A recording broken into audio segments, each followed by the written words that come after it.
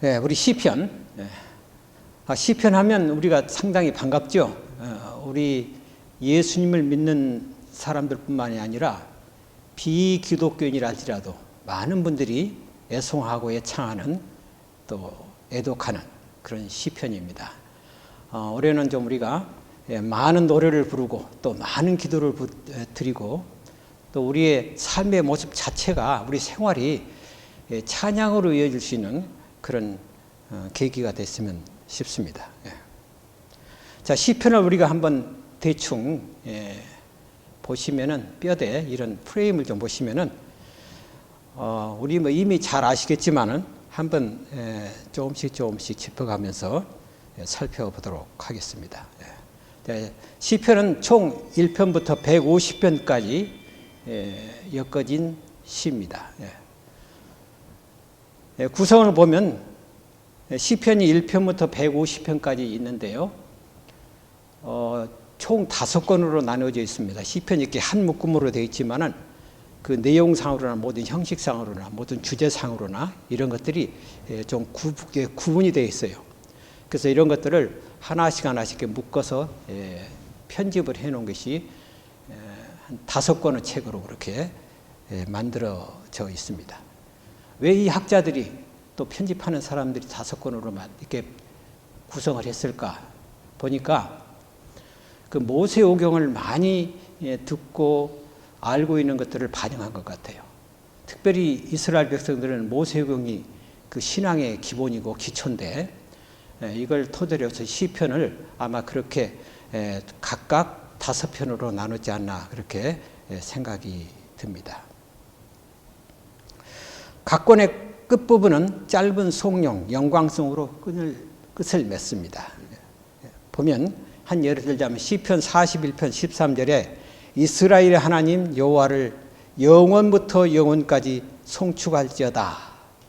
그렇게 하고서 아멘 합니다. 시편의 대부분들이 좀 서술해 가다가 제일 마지막 부분에 있어서는 하나님을 찬양하는 송영, 할렐루야 그런 부분으로 끝을 맺습니다.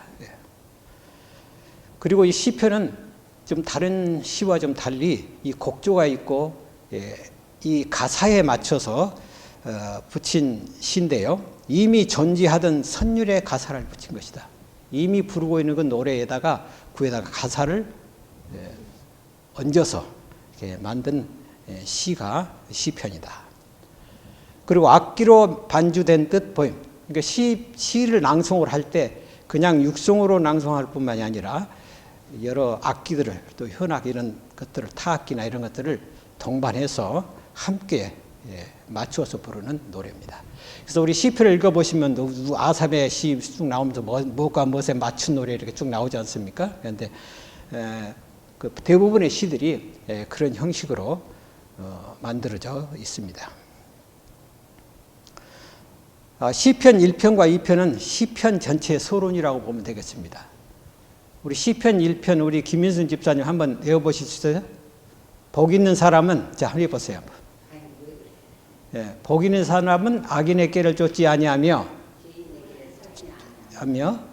원한 자리에 앉지 아니하고 오직 율법을 주야로 묵상하며 있다. 매진같이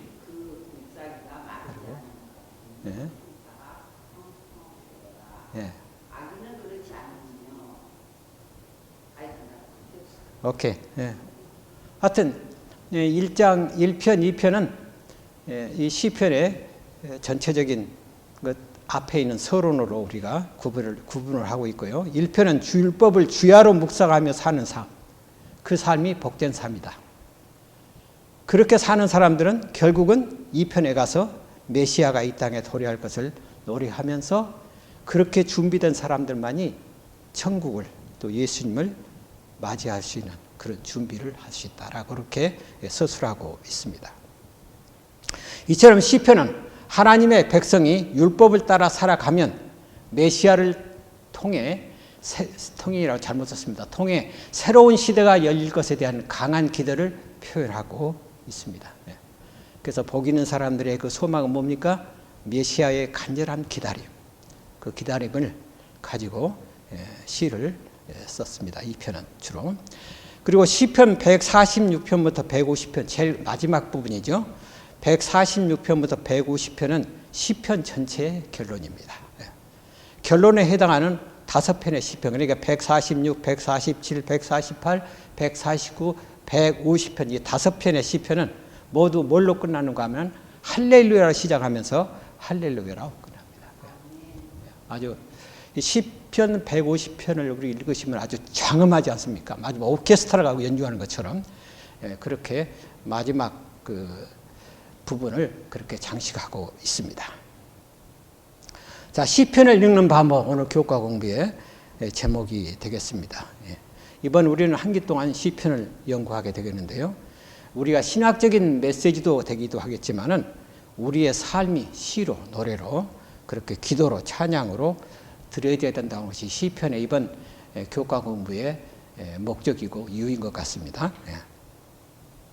자, 기억대로 우리 함께 읽고 시작할까요? 시작. 또 이르시되 내가 너희와 함께 있을 때에 너희에게 말한 바 곧 모세의 율법과 선지자의 글과 시편의 나를 가리켜 기록된 모든 것이 이루어져야 하리라 한 말이 이것이라 하시고 이에 그들의 마음을 열어 성경을 깨닫게 하시고. 누가복음 24장 44절 45절에 있는 말씀입니다. 이 말씀 여러분 많이 읽으셨죠? 이 말씀이 어디서 하신 말씀이에요? 예수님과 엠마오로 가는 두 제자와 함께 나눈 말씀입니다. 그럼 이 오늘 기억절에 있는 말씀이 시편과 무슨 관계가 있는가 한번 보겠습니다. 여기 제가 노란 글씨로 이렇게 해놨는데요. 모세 율법이 있고 그 다음에 선지자의 글이 있고 시편이 있습니다. 그런데 예수님께서는 자기 자신을 가리키면서 모세 율법과 선지자의 글과 시편에 있는 모든 예언들이 이루어져야 한다고 하는 말씀으로 말씀하고 계시는데 제일 마지막 부분에 이에 그들의 마음을 열어 성경을 깨닫게 하시고, 그러니까 다시 말하면 모세 율법과 선지자의 글과 시편이 뭐라는 말씀이에요? 성경이라는 말이에요. 그 모세 율법은 당연히 성경이겠지. 또 선지서, 뭐 소선지서, 대선지서, 그 다음에 여러 그 성경책들이 당연히 성경이라고 생각이 들지만 시편은 좀 이상하다 그렇게 생각이 들지 않습니까? 그런데 예수님은 시편을 성경이라고 말씀하셨습니다. 그래서 오늘 우리는 이제 시편이 성경이라는 사실을 우리 늘 이렇게 인지하시고 우리가 좀 시작을 했으면 좋겠습니다. 자, 이 모든 것보다도 가장 먼저 기억해야 할 것은 시편은 성령님께서 저자들을 감동하셔서 쓰게 하셨고 따라서 오늘 우리는 시편을 통해서 하나님의 말씀을 직접 받는다는 것이다. 시편은 한 사람이 기록된 게 아니고 여러 사람이 기록을 했습니다. 그런데 여러 사람이 기록을 했는데 성령의 감동하심을 받아서 시편을 썼다는 거예요. 그래서 우리 디모데후서입니까? 3장 몇 절에 모든 성경은 하나님의 감동하심으로 기록됐다고 그랬어요. 그러니까 이 시편에 있는 말씀은 많은 사람들이 다양한 형편과 다양한 장소와 다양한 개성을 가지고 기록을 했지만은 그것은 성령의 감동을 받아서 기록했기 때문에 시편도 성경이라고 그렇게 이해하면 되겠습니다. 자, 시편을 어떻게 읽어야 할까요? 시편의 몇 가지 특이한 점들을 우리 이해하고 읽어야 하겠는데요. 시편의 이 전체적인 구조가 이렇게 보면은 여러 사람이 다양한 분들이 이렇게 글을 썼는데요. 여러 저자들입니다. 보통 우리 성경에는 뭐 요한복음, 마가복음, 로마서 그러면은 한 사람이 쭉 기록했잖아요. 근데 시편은 여러 저자들이 기록하고 있습니다. 그 다음에 모세 시대부터 바벨론에서 귀한 데까지 다양한 시대. 우리 시편을 쭉 읽어보시면은 순서대로 이 시편을 연대별로 이렇게 기록하지 않아요. 예를 들어서 모세가 시편을 어디에 기록했죠? 90편이 있어요. 만약에 시대 순서적으로 한다면은 제일 1편이 모세로부터 시작이 돼야 될 건데, 모세는 중간 부분에 나타납니다. 그리고 솔로몬의 시도 나오고 그렇게 하고 있는데요. 그래서 모세 시대부터 바빌론에 귀환 때까지 다양한 시대에 많은 그 여러 같지 않은 환경 가운데서 기록을 했다고 하는 것입니다. 그 다음에 그 안에를 우리가 들춰보면 찬양과 책망과 슬픔과 역사적 사건 등 다양한 주제들이 거기에 섞여 있습니다.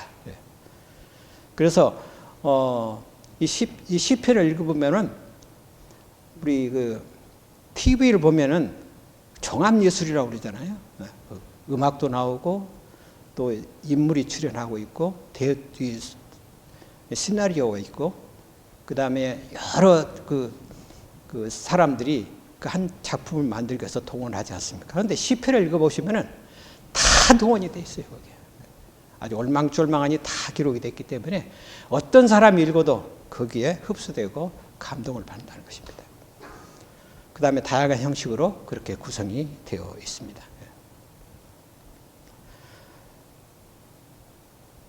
그날에 다윗이 아삽과 그의 형제를 세워 먼저 여호와께 감사하게 하여 이르기를. 시편을 영어로 뭐라고 그럽니까? Psalms 그러잖아요. 이 영문 제목은 70인역에 있는 책의 제목인 그리스어 프살모이로 음악 반주와 함께 부르는 노래라는 것에서 유래된 것이다. 시편의 본명은 히브리어로 테일림, 찬양이다. 우리 영어 성경이나 한국 성경은 이 시편 그러지 않습니까? 그런데 원래 히브리어 성경은 시편이라고 하지 않습니다. 아까 말씀드렸듯이 찬양, 테일림이라고 하는 거예요. 그러니까 시편은 성경과 유대 회당에서 예배 중에 부르는 찬송으로 사용되었다. 시편이 개인적으로 썼던 또 뭐 여러 사람이 썼던 간에 그 상관없이 그것을 하나의 성전 예배에 쓰여졌다고 하는 것이에요. 찬송이라고 하는 이 테일림이라고 하는 책은 이 원래 히브리어 성경에는 그렇게 기록이 되어 있습니다. 이것만 봐도 이 시편은 모두가 찬송으로 얽혀져 있다는 사실을 우리가 이해하게 됩니다. 시편의 머릿글에는 악기, 선율, 합창단, 지휘자에 대한 기록들이 있다. 아마 시편에 아주 익숙하게 젖어 있는 사람은 아마 그걸 느끼실 것입니다. 그래서 첫째, 고대 이스라엘에 나타난 예배의 형식, 그것이 바로 찬송으로 그렇게 했다는 것입니다. 시편 120편 140시편 120편에서 134편은 흔히 성전에 올라가는 노래입니다. 올라가는 노래인데 특별한 절기나 예배에 사용을 했습니다. 특별히 시편 120편에서 또 134편을 내용으로 해서 예배 때 사용을 했습니다.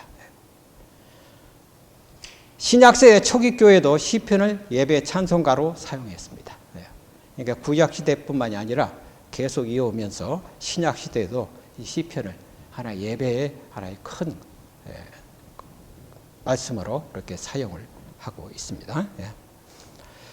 자, 안식일 예배 시간은 당연합니다. 시편 92편을 주로 낭송을 하고 예배를 드렸습니다. 그리고 여러 축제와 월삭의 순례 기간 동안에 그들이 불렀습니다. 특별히 이 절기 때는 이스라엘 백성들이 그 성전에 가서 그 예배를 드리게 되는데요. 절기가 있죠. 1년에 유월절, 오순절, 장막절. 이 세 절기 때는 이스라엘 백성들이 다 각기 흩어져 있지만은 다 함께 모여서 시온의 노래를 부르고 예배를 드리는 아주 큰 축제의 날이었습니다. 그런데 출발할 때 그 이스라엘 백성들은 발걸음을 뗄 때부터 성전 올라갈 때부터 계속 노래를 부르는 거예요. 가족들과 손을 잡고 올라가면서 시편을 가지고 노래를 계속 부릅니다. 성전 도착할 때까지. 도착하자마자 또 시편으로 그 예배에 함께 찬양을 하고 또 기도를 하고 그렇게 합니다. 그러니까 시편 전체가 이스라엘 백성들의 모든 것을 다 이렇게 포함하고 있다는 사실을 우리가 이렇게 생각할 수가 있습니다. 회당에서의 아침 예배, 매일의 할렐, 그래서 시편 145편, 150편을 아침 예배에 그들이 낭송을 하고 예배를 드렸습니다. 그러니까 온통 이 시편이 그들의 예배의 중심이 됐다고 하는 것을 엿볼 수가 있습니다. 자, 교훈 보겠습니다. 하나님을 찬양하는 것을 주요 목적으로 기록된 시편은 예배에서 활용되며 성전에서 어떻게 경배해야 하는지를 알려주는 신앙생활의 필수적인 요소였다. 그러니까 시편을 그들이 노래로 찬양으로 기도로 이렇게 하는 것은 뭐예요? 그게 그의 삶이었다는 거예요. 그 생활이었다는 것입니다. 우리는 안식일날 예배 여기 교회에 참석해서 그 예배의 그 순서에 따라서 예배 드림으로 해서 그것이 우리 예배다 그렇게 생각할 수 있겠지만 원래는 그렇지 않습니다. 안식일 예배는 우리가 여섯 동안에 그 안식일을 위해서 준비하는 거예요. 그러니까 시작부터 안식일 예배 마치는 동안까지는 모두가 다 뭐예요? 진정으로 하나님께 예배드리는 그런 마음가짐을 가지고 산다는 거예요. 그리고 안식일은 우리의 예배의 모든 것을 어때요? 완전히 하이라이트로 하나님께 드려지는 그런 안식일이 된다는 것입니다. 그 다음에 다윗이 성소봉사를 위해 시편을 만든 다윗은 그의 능력이 미치는 온갖 방법으로 이 감명을 깊게 하고자 노력하였다. 노래 부르는 것을 종교적 예배의 필수적 부분으로 삼았고 다윗은 시편을 만들어 성소 봉사에서 제사장들이 사용할 수 있게 했을 뿐만 아니라 백성들이 연중절기에 성소를 향하여 여행할 때 역시 부를 수 있게 하였다. 이같이 애쓴 가마는 멀리까지 미쳤고 온 나라를 우상 숭배에서 해방시키는 결과를 가져왔다. 다윗이 참 훌륭한 왕이기도 하지만 하나님께 예배드리는 일에는 아주 그의 모든 거기다 다 정신을 쏟은 것을 볼 수 있습니다. 그러니까 시편의 모든 그 부르는 찬양이나 기도나 이런 것들이 사실은 이 다윗이 그 일을 아주 전적으로 해왔다는 것을 볼 수가 있습니다. 자, 두 번째 소지 보겠습니다. 시편을 기록한 사람들. 다윗의 시, 그의 아들 압살롬으로부터 도망갈 때 쓰는 것이 시편 3편 머리글에 나옵니다. 시편의 상당 부분을 다윗이 썼지만은 그 외에도 여러 사람들이 쓴 시가 포함되어 있다. 다윗은 총 73편을 기록했습니다. 150편의 시편 가운데서 73편을 다윗이 기록한 걸 보면 굉장히 많은 부분을 다윗이 기록했다는 것을 볼 수가 있습니다. 그리고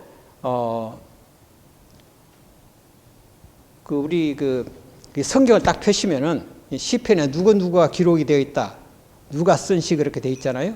그런데 우리는 그 쓴 시가 다윗이 밧세바 이런 기록된 시 이렇게 했으면은 그걸 안 읽을 수도 있어요.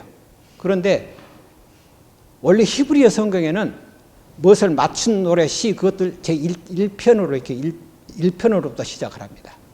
그래서 쭉 하는데 우리는 성경을 펴시면은 그것은 1절, 2절 하지 않고 그냥 그것은 위에다 놔두고 그 다음 성경절을 1절, 2절 쭉 하지 않습니까? 그러니까 원래는 히브리어 성경에는 그 위에까지 다 그렇게 1절, 2절로 그렇게 포함하고 있습니다. 자, 그러면 한번 우리가 이 시편을 기록한 사람들이 어떤 사람들이었는가 하는 것을 살펴보도록 하겠습니다. 첫째는 아삽과 그의 아들들. 시편 50편, 73편에서부터 83편. 많이 썼죠. 아삽의 시 그런 게 나오잖아요. 꽤 많이 썼습니다. 그 다음에 고라의 아들들. 시편 40편 쭉 44편, 47편, 49편, 84편에서도 85편, 88편. 한 10편을 그렇게 고라의 아들들이 기록을 했어요. 그 다음에 에스라의 헤만, 에스라인 헤만 88편에 나와 있고요. 그 다음에 에스라의 사람 에단이 기록되어 있고, 그 다음에 솔로몬이 기록이 되어 있고, 모세가 기록이 되어 있고, 이렇게 해서 여러 다양한 사람들이 같지 않은 환경에서 이 시편을 기록을 했습니다. 좀 특징이 있죠. 다른 성경은 한 사람이 저자가 되겠지만 시편은 여러 사람들이 기록을 했고 아주 여러 묶음으로 만들었다는 사실입니다. 많은 저자들이 자신들의 경험을 적었습니다. 시편은 어떤 사람이 말하기를 사람의 마음과 하나님의 마음이 합쳐진 것이라고 그랬어요. 시편은. 특별히 이 시편을 읽어보시면은 그 사람들의 그 아픔과 고통과 여러 가지 어려움들을 다 이렇게 표현한 그런 그 탄원과 절기와 그런 것들이 많이 그려져 있어요. 그것은 마치 우리가 살아가는 삶 속에서 어려운 그런 아픔들, 고통들 그런 걸 많이 만나지 않습니까? 그런 동질성이 있습니다. 닮은 점이 참 많아요. 그래서 우리가 시편을 읽을 때 이것은 꼭 내 마음 같다, 내 심정 같다, 그렇게 느껴질 수 있다고 하는 것입니다. 모든 사람이 다 어려움이 있습니다. 시편의 글을 보시면은 그 어려운 부분들이 너무 많이 차지하고 있는데요. 두 번째는 고난과 의심. 왜 이렇습니까? 내가 왜 고통이 이릅니까? 부자 사람들은 잘 되고 나는 왜 이렇게 됐습니까? 그런 그 아픔들을 기록을 하고 있고요. 그다음에 하나님께 죄 용서받은 경험. 그런 무거운 짐들을 완전히 하나님께서 다 해결해 주시고 가볍게 해주시는 그 하나님을 감사하면서 기쁜 마음으로 하나님께 찬양하는 그런 글이 있고요. 그 다음에 기쁨. 그렇죠. 완전히 벗어나는 그 사슬에서 완전히 벗어나서 해방된 자유. 그걸 하나님께 시로 찬양하는 그 모습.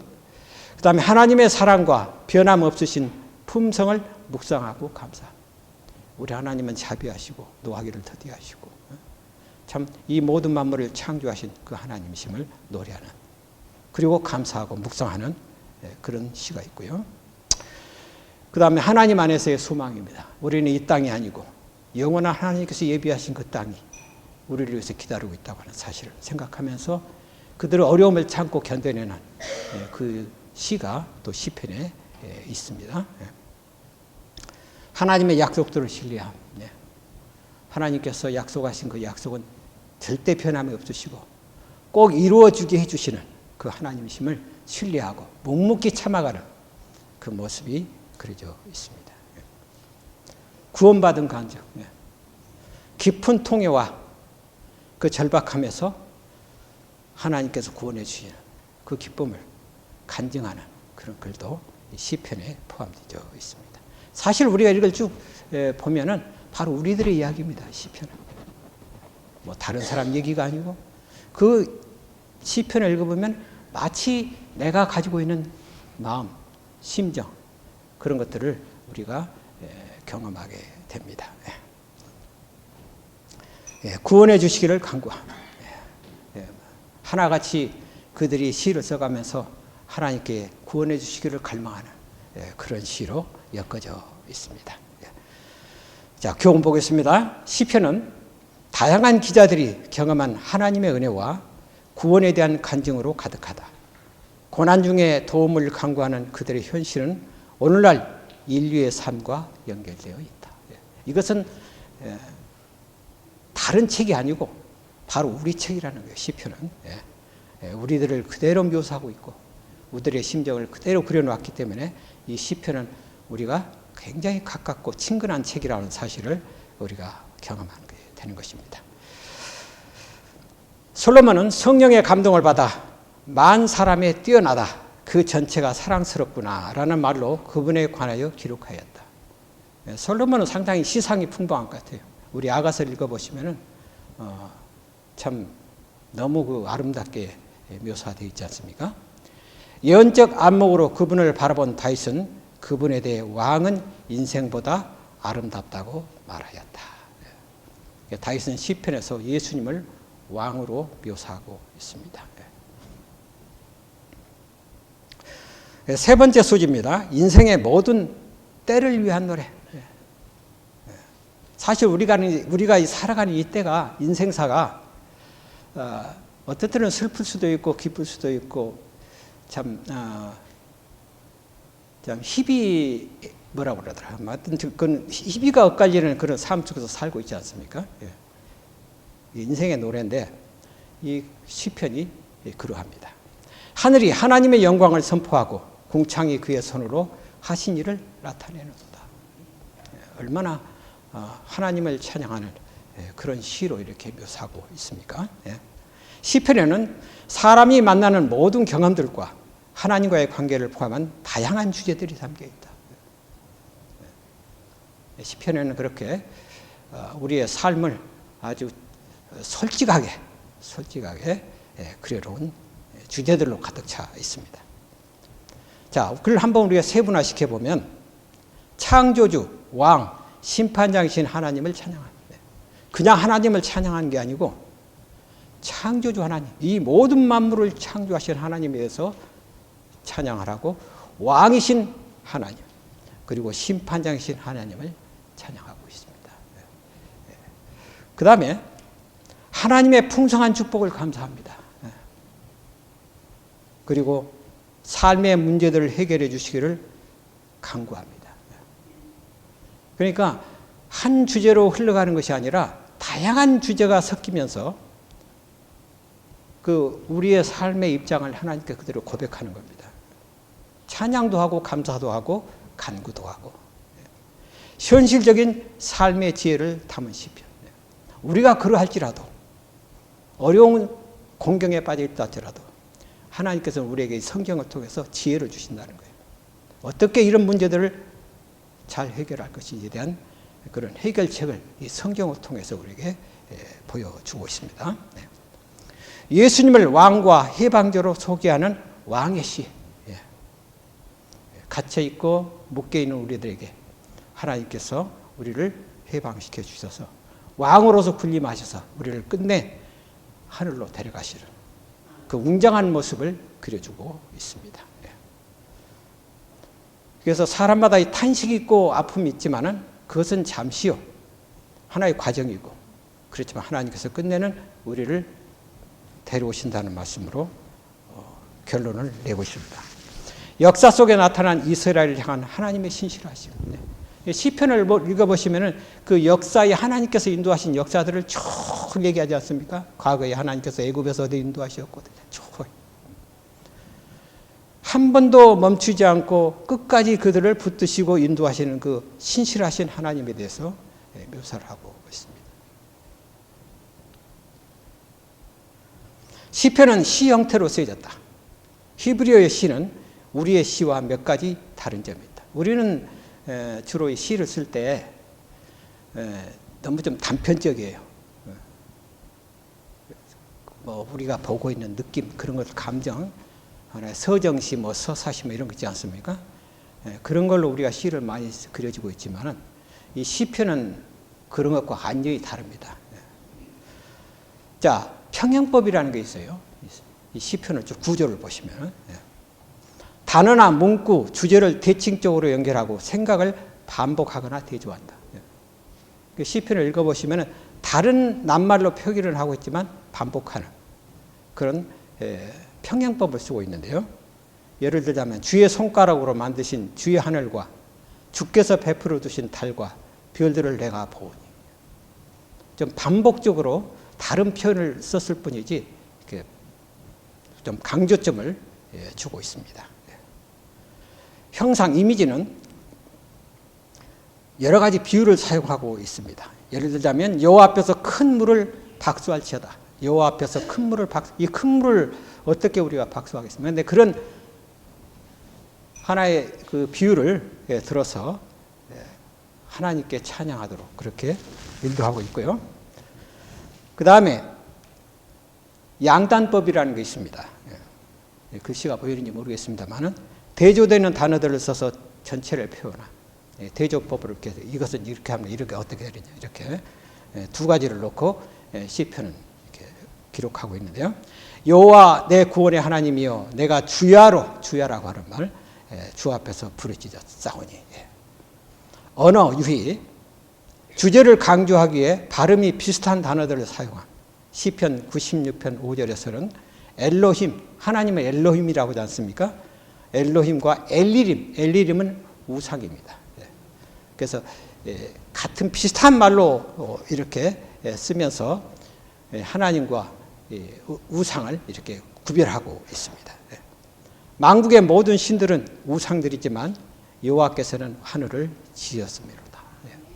이런 우리가 그냥 시편을 이렇게 읽을 때 그냥 단조롭게 통상 읽어가지만 우리가 깊은 내용을 씹고 다시 사귀고 이렇게 느껴보면 그 안에 감추어진 것들이 얼마나 많이 있는지 우리가 경험하게 될 것입니다. 자, 교훈. 시편은 인생의 모든 때를 위한 권면으로 가득하며 어떤 상황에서도 하나님을 경배할 수 있음을 독특한 방법들을 활용하여 다양하게 호소하고 있다. 이처럼 시편은 그 내용으로 볼 때 다양한 교훈들과 또 상황들을 우리에게 표현하고 있습니다. 모든 하늘은 하나님을 찬양하는 일에 연합한다. 우리가 지금 천사들의 노래를 배워서 빛나는 그들의 대열 속에 속할 때 그 노래를 부를 수 있게 하자. 우리는 시편 기자처럼 말하도록 하자. 나의 생전에 여호와를 찬양하며 나의 평생에 내 하나님을 찬송하리로다. 하나님이여 민족들로 주를 찬송케 하시며 모든 민족으로 주를 찬송케 하소서. 온 하늘이 하나님을 찬양합니다. 우리도 그 속에 포함이 돼야 되겠죠. 자, 네 번째 소지입니다. 영감받은 기도. 여호와여 내 기도를 들으시며 내 간구에 귀를 기울이시고 주의 진실과 의로 내게 응답하소서. 시편은 그 인간의 목소리 속에 담겨진 하나님의 음성입니다. 마치 우리의 간증을 통해서 하나님의 신실하심과 은혜가 선포된다는 것처럼 시편은 인간의 목소리를 통한 하나님의 음성입니다. 우리가 이 시편에서 이렇게 애절하게 간구하는 그 저자들이 그 하는 그 심정이 있잖아요. 그 심정이 바로 하나님께서 가지고 있는 심정이라는 거예요. 인간의 목소리는 곧 하나님의 목소리라고 하는 것이에요. 그래서 우리가 간구하는 이 모든 것들이 간구는 할지라도 우리 하나님께서는 그것을 이미 아시고 그렇게 알고 계신다는 겁니다. 시편 저자들은 하나님께 드리는 자신의 기도를 썼다. 나의 왕 나의 하나님이여 내가 부르짖는 소리를 들으소서 내가 주께 기도하나이다. 시편을 보시면 기도 형식의 시들이 또 많이 있어요. 다양하게 시가 있지만 시편에는 하나님과 저자의 대화가 생생하게 적혀 있다. 저자들은 성령님의 영감을 받아 기도와 찬양으로 자신의 희망, 두려움, 분노, 슬픔, 고통을 표현했고 읽는 사람들은 자신의 형편, 종교, 민족, 성별과 상관없이 그들의 감정을 공유하게 된다. 누구나 시편을 읽는 중에 공감하는 문장을 발견할 수 있다. 사람의 마음이 고통과 신음이 깊으면 깊을수록 골짜기가 깊지 않습니까? 깊으면 깊을수록 우리 하나님은 더 높은 데서 우리를 보신다는 거예요. 우리는 이런 기도문에서 하나님의 영께서 가까이 계시고 역사하시는 것을 인식할 수 있다. 이스라엘의 노래하는 자 이새의 아들 다윗이 이르되 여호와의 영이 나를 통하여 말씀하셨고 그의 말씀이 내 혀에 있도다.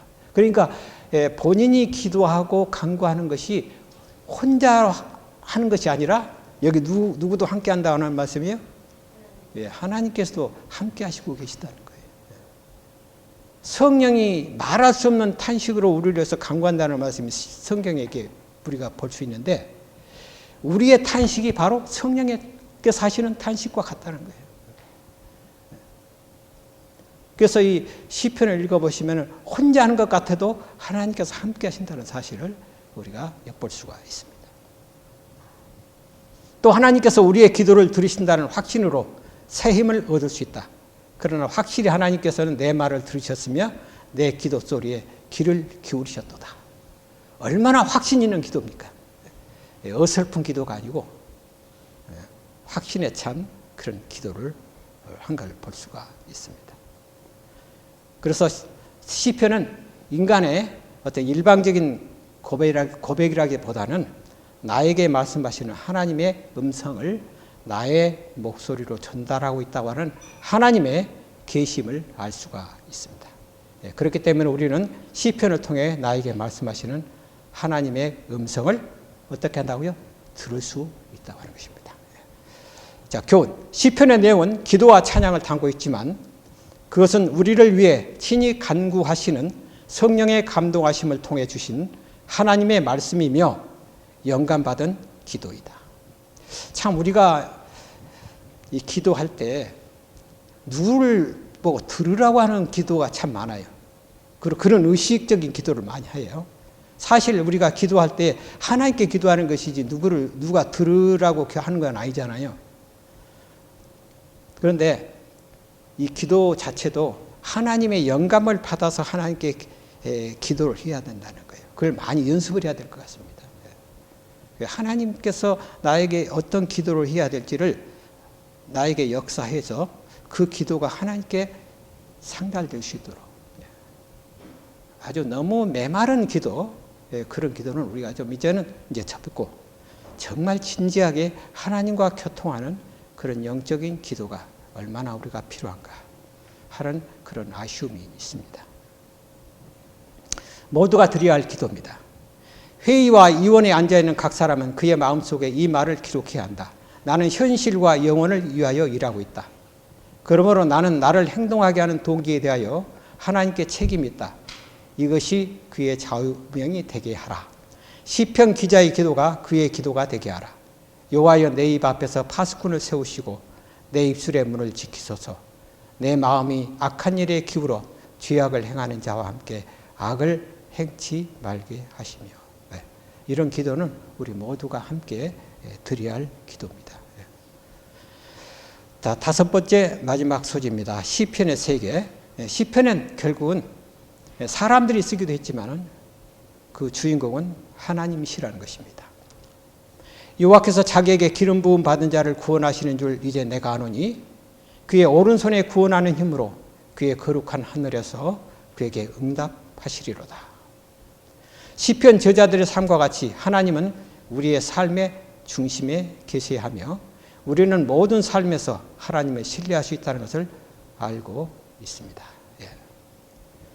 마치 이스라엘 백성들이 그 성전에서 드려지는 모든 그 예배가 삶의 중심이었듯이 우리의 삶 자체도 우리 하나님이 우리의 삶의 중심이 되어야 된다는 것입니다.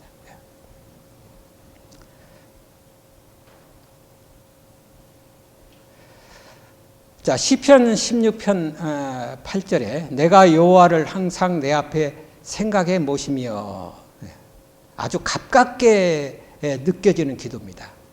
우리 하나님은 멀리 계신 분이 아니시고 바로 내 옆에 계시는 분이시라는 사실을 느끼면서 이 시를 쓰고 있어요. 시편 44편 8절에 우리는 항상 하나님을 찬양하고 영광을 돌립니다.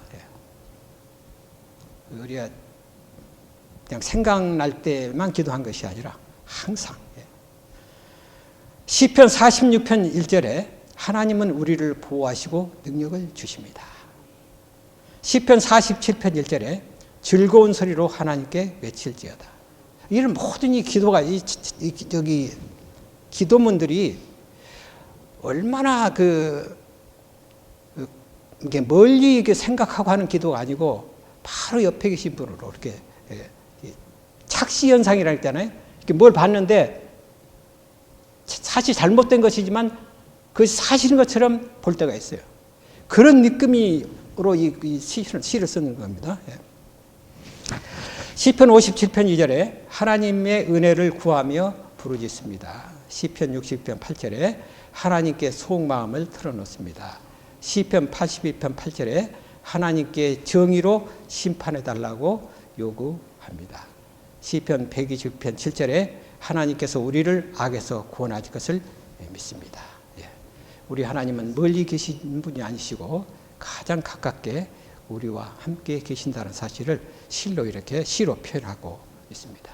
우리가 비록 골방에서 드리는 기도를 할지라도 우리 하나님은 귀를 기울이시고 내 원수를 심판하시며 나를 구원하신 분이라는 사실을 여기서 우리에게 말씀하고 있습니다. 이제 마지막 우리 정리하겠습니다. 우리는 시편을 읽으면서 눈에 보이지 않지만 하나님께서 우리의 기도를 들으시고 가장 알맞는 때 우리의 기도를 응답하신다는 것을 압니다. 그것이 시편 여러 구절에 말씀하고 있습니다. 하나님은 성전에 계시지만 어디에도 계신다고요? 내 곁에도 계신다. 하나님께서 가까이 계시기 때문에 우리는 확신과 평안함 속에서 살 수 있다. 멀리 있는 것하고 가까이 있는 것하고 다르죠. 그런데 가까이 있다고 생각하면 우리는 확신과 우리의 평안과 안식을 마음껏 향유할 수가 있습니다. 삶의 모든 경험이 예배로 표현되는 하나님 중심의 삶에서 기록된 시편은 기도와 찬양을 통해 모든 삶의 경험을 드리는 하나님 중심의 세계관을 보여준다. 40년간 그들은 이 기적적 식량 공급으로 하나님의 끊임없는 돌보심과 부드러운 사랑을 날마다 생각하게 되었다. 이스라엘 백성들이 40년 동안 광야에 있으면서도 하나님께서는 그들에게 아주 가깝게 임하셨습니다. 시편 기자의 말을 빌리면 하나님께서는 그들에게 하늘 양식을 주셨나니 사람이 권세 있는 자의 떡을 먹었다. 흠정적 성경에는 천사의 떡을 먹으며라고 하였습니다. 그 떡은 그들을 위하여 천사들이 준비한 떡이었다. 그 만나는 하나님께서 우리의 필요를 충족시키기 위해서 천사들을 통해서 준비하신 떡이라는 것입니다. 오늘 우리는 이 시편을 본격적으로 살펴보기 앞서서 시편이 어떤 책이고 어떤 구조로 되어 있고 그 내용은 무엇인지 대략적으로 우리가 살펴보았습니다.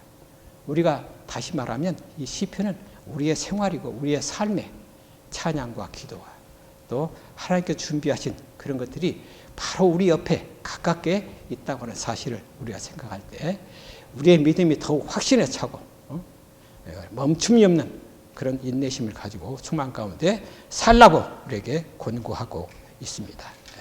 자, 마지막 부분 읽고 마치겠습니다. 다윗의 시편은 고범죄와 양심의 가책이 깊은 구렁에서부터 최고의 실현과 하나님과 교통하는 최고의 위치에 이르기까지의 모든 경험을 뭐하고 있다요? 총망라하고 있다. 화이트부인의 말씀입니다. 그의 생애의 기록은 죄는 수치와 괴로움만을 가질 뿐이나 하나님의 사랑과 자비는 가장 깊은 구렁에까지 도달할 수 있어서 믿음으로 회개하는 영혼을 높이사 하나님의 양자가 되게 하신다고 선언한다. 하나님의 말씀에 내포된 모든 보존 가운데 이것이 충실과 공의와 하나님의 자비로운 언약에 대한 가장 강한 증거를 들 가운데 하나이다. 부조와 선지자 754페이지는 맞습니다. 자, 기도하겠습니다. 우리의 찬양과 경배를 받으시기에 마땅하신 우리 하나님, 새해 첫날, 첫 안식일에 우리가 시편에 있는 말씀을 이제 열어서 공부를 하였습니다. 우리의 삶과 우리의 모든 전체가 이제 하나님께 예배드리는 그런 마음으로 살게 하여 주시고 우리의 찬양과 경배가 온전히 하나님께 드려져서 우리가 걸어가는 모든 삶이 기쁘고 확신에 찬 그런 믿음으로 살아갈 수 있도록 우리의 여정에 주의 선하심과 이끄심으로 인도해 주셔서 우리가 준비된 우리 예수님의 지름을 우리가 반갑게 맞이하시는 우리 모든 성도들 될 수 있도록 축복하여 주셨기를 예수님의 이름으로 기도드리옵나이다. 아멘.